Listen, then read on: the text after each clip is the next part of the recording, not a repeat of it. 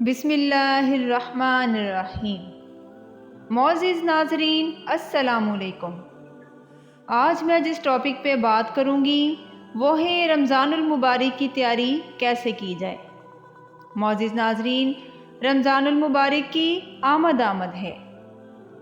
اگر ہمارے گھر میں کوئی مہمان آئے تو ہم اس کی تیاری کرتے ہیں۔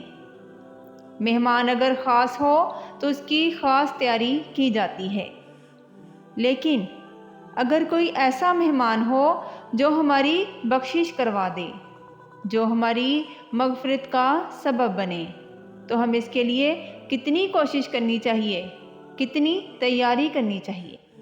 بے شک اللہ کرے کہ ہم رمضان کا صحیح معنوں میں استقبال کرنے میں کامیاب ہو جائیں۔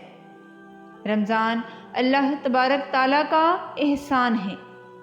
رمضان کی اہمیت کا اندازہ اس حدیث مبارکہ سے لگایا جا سکتا ہے کہ رسول اللہ صلی اللہ علیہ وآلہ وسلم نے فرمایا کہ اگر میری امت کو معلوم ہوتا کہ رمضان کیا ہے تو وہ تمنا کرتے کہ سارا سال رمضان ہوتا۔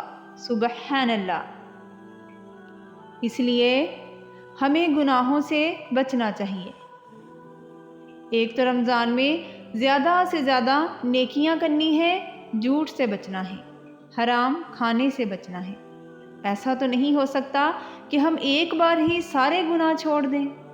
آہستہ آہستہ ہمیں گناہوں سے کنارہ کرنا چاہیے اور نیکیاں کرنی چاہیے تاکہ ہمیں نیک کام کرنے کی عادت ہو۔